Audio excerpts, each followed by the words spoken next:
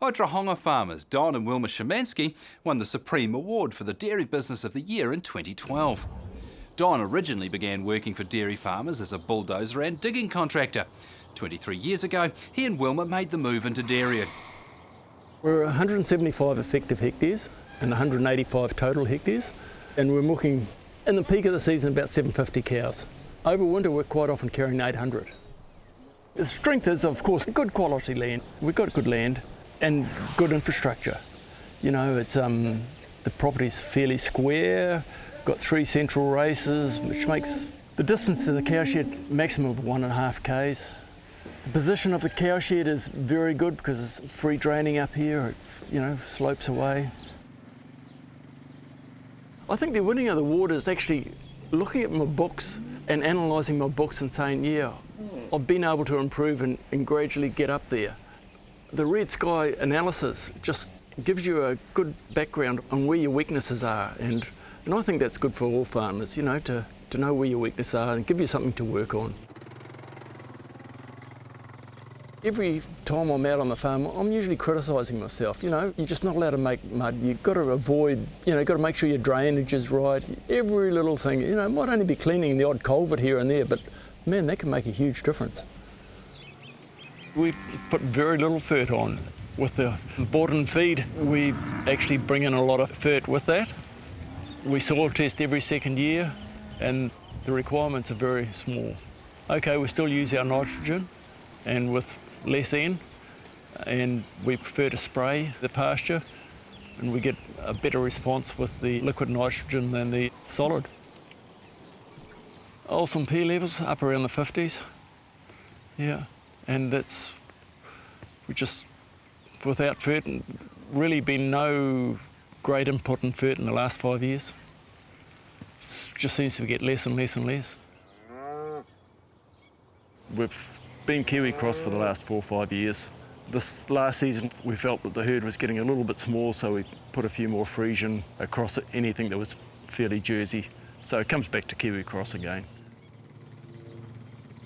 We just do a conventional spring calving. We do milk some of the cows through the winter, but as they get close to calving, within 50 days of calving, we dry them off. So therefore that allows us up to a couple of hundred cows right through till calving time. 750 to calve. So at the moment we'd have 800 on board because we'd have at least 50 empties carried over. And as they dry themselves off or drop under 10 litres, they get dried off and either culled or sold or whatever. We keep 150, 160 for ourselves, but usually sell off the bottom line of our heifer calves, 50 or 60 of them, we sell them off. And then also we sell off heifers out of heifer calves, so they're dam recorded calves, another 50 of those sold. We've got 3 full-time staff and myself, and I'm full-time at this time of the year. And Ian, my manager, he's been with me for 10 years now, and it's a pretty key man on the job. Be a difficult man to replace. 5 years ago, we decided to put in a shed central because we had 2 other sheds on the farm, 2 smaller herringbones. So we put one in the middle here. It's the middle of the farm. It's 54 barrel rotary. It's got a Westphalia plant and that in it. It's got in-shed feeding in it, which has been a big help. I can get up to about 7 kilos in the bigger cows feed a day, which saves us using the feed pad. We only sort of use the feed pad when we need extra feed now. So it's been a big saving. The monitoring of the activity, the collars have got a pedometer in them, the rest counter, and that's been a big help too. Got the milk meters on there, that's good. We can see what the cow's doing every day, production-wise. We've got a formula in there set on the computer that'll alarm us if she drops in milk, illness or wise, if she's sick or off colour or something. Lameness as well, the pedometers have a lot of activity picking up for lameness. It is high input, the high percentage of it is supplement feed. It's not expensive feeds we're putting in, it's maize silage. In the silos there's grain that can vary depending on the pricing, from kibble grain to whole grain, maize grain or barley. Tapioca we've had in there as well, and also palm kernel. We've got our own roller mill to crush our grain so that we get whole grain. So that's another cost cutting. And molasses, we've got molasses going in the shed, which is a good bonus. You've got to make sure you get it right.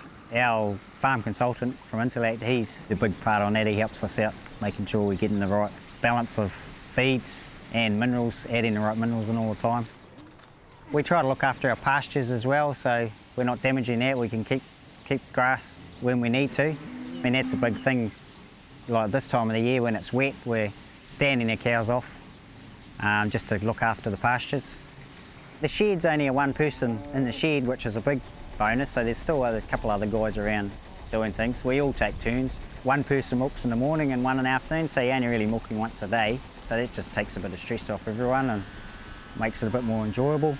We're all communicating with each other because staff is a big part of the farm. I mean, you couldn't do it on your own, so especially with this number of cows and that.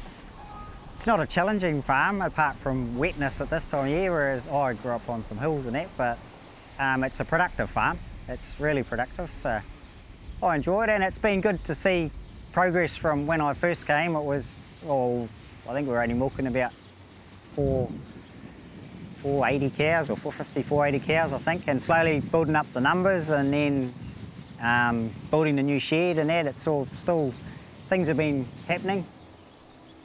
Farm consultancy company Intellect has been backing the awards since it began 5 years ago. What they've achieved here is something quite exceptional. Their performance is well above the top 10% in New Zealand. Their financial performance is almost 3 times better than the average of the dairy industry, and this requires exceptional skills to put this all together. Very good production at a good stocking rate. They're looking after the environment and they're keeping their costs under control. The two biggest factors that probably drive financial performance are the amount of pasture they're eating, and for moderate Waikato soils here, they're achieving a top % pasture harvest at a high input system, which requires considerable skill to achieve. It's very easy with high input systems to not achieve high pasture harvest, so they're achieving that. And also, they're keeping their cost of production down, and pasture harvest and cost of production are key drivers in financial performance. On top of that, they are keeping their environmental footprint under control. The amount of N they've used during the period of competition was only modest, and their staff management is strong with good retention of staff. So overall, it's a very strong business.